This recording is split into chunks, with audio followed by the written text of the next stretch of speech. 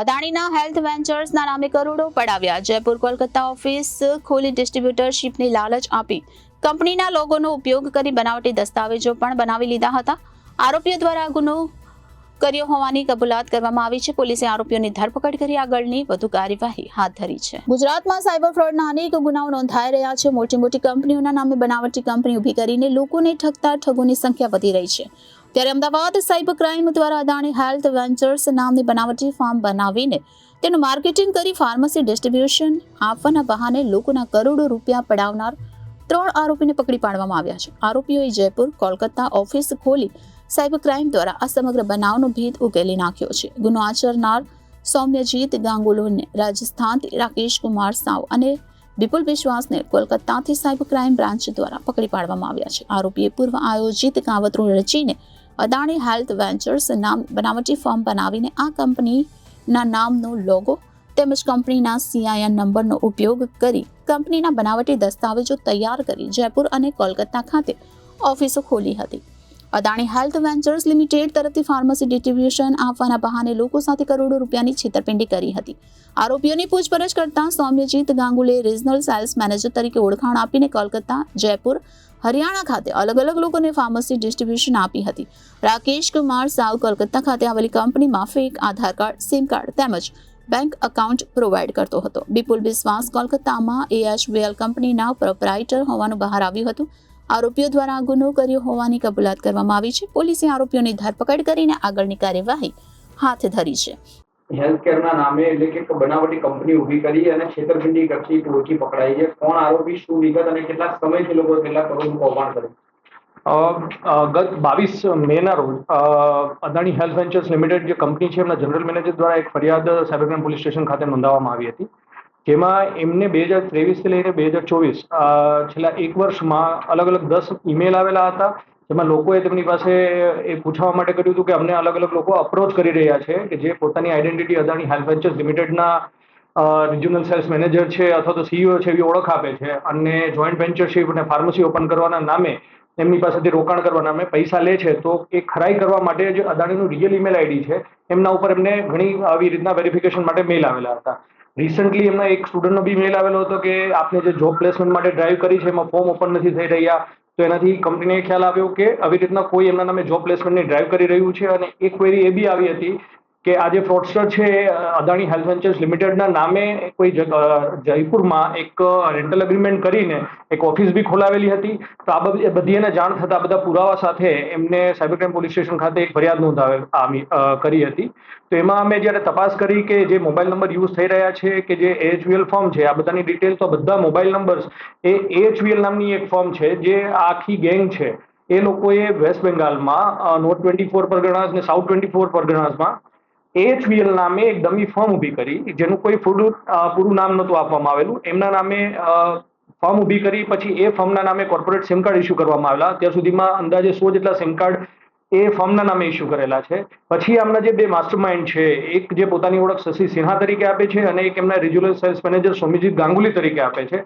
આ બંને વ્યક્તિઓ જે આ બધા સિમ કાર્ડનો ઉપયોગ બધા સાથે વાત કરવા માટે કરે છે અને પછી એ લોકોએ અત્યાર સુધીમાં અલગ અલગ કોલેજ અને યુનિવર્સિટીમાં અદાણી હેલ્થ વેન્ચર્સ લિમિટેડના નામે જોબ પ્લેસમેન્ટ માટે ઇન્ટરવ્યુ બી કરેલ અને અત્યાર સુધીમાં અંદાજે 30 થી 40 જેટલા સ્ટુડન્ટને બી એનરોલ કરેલા જોબ ઉપર.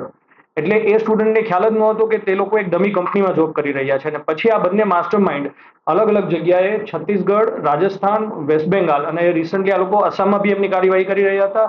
એ લોકો joint distributorship Adani health venture લિમિટેડના નામે ઓફર કરીને અગર કોઈને સ્ટેટ લેવલની જોઈન્ટ ડિસ્ટ્રીબ્યુટરશીપ જોઈએ તો 5 કરોડમાં, ડિસ્ટ્રિક્ટ લેવલની જોઈએ છે તો 1.5 કરોડમાં અને બ્લોક ડિસ્ટ્રીબ્યુટરશીપ જોઈએ તો 70 લાખમાં. એવી રીતના અલગ અલગ સ્કીમો આપીને એમની પાસેથી રોકાણ કરી રહ્યા હતા.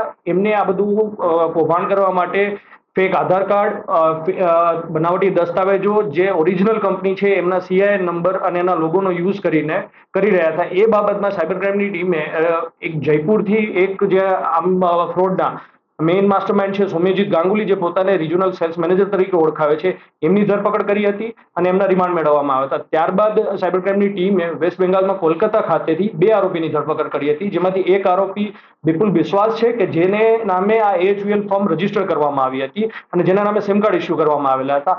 આ ઉપરાંત એક અન્ય આરોપી રાકેશ કુમાર સોની અરેસ્ટ કરવામાં આવેલી છે. રાકેશ કુમાર સો, જે શશી સિન્હા તરીકે પોતાની ઓળખ મુખ્ય આરોપી છે, એમના માટે કામ કરતા હતા અને એ ફેક આધાર કાર્ડ બનાવવું, આ બધા દસ્તાવેજો ઊભા કરવા અને ત્યારબાદ એમના નામે સિમ કાર્ડ ઊભા કરવા અને એ લોકોએ AHVL ના નામે એક ડોમેન લઈને ઈમેલ આઈડી બી બનાવેલા હતા. એ ઈમેલ આઈડી અને વેબસાઇટ બનાવવાનું કામ એ રાકેશ કુમાર સો કરતા હતા. એટલે અત્યાર સુધીમાં સાયબર ક્રાઇમની ટીમે 3 આરોપીની ધરપકડ કરી છે અને જે મુખ્ય આરોપી જે શશી સિન્હા, એમના નામે એમને 2 ફેક આધાર કાર્ડ બી મળેલા છે, જેમને અલગ અલગ ઓળખ ઊભી કરેલી હતી.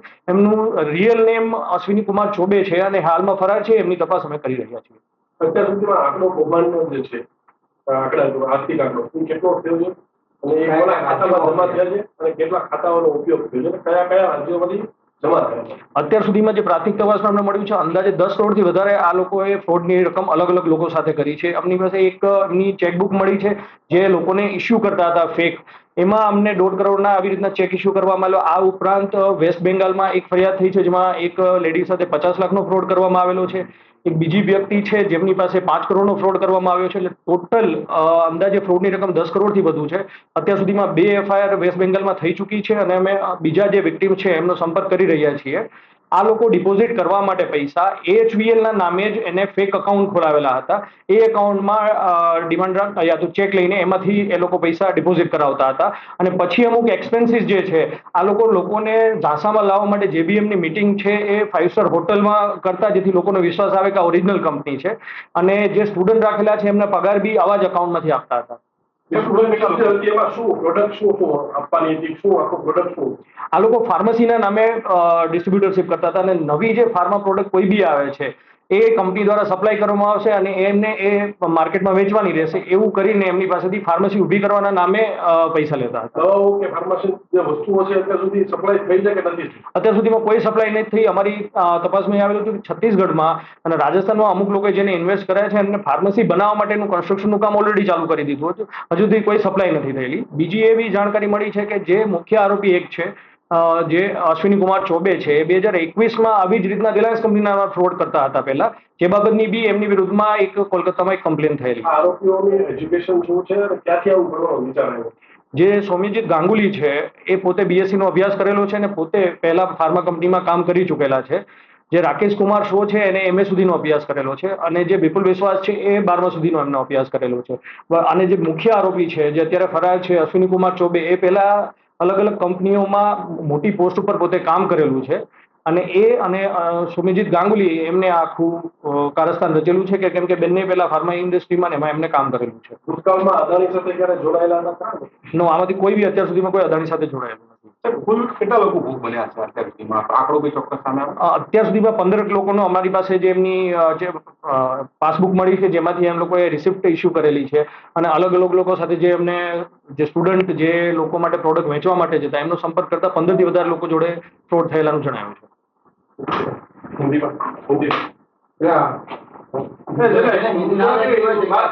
તો એક સ્પેસ આપણે જીગા નહીં ને પાણી કરીએ. Bureau report Janadesh news, Ahmedabad.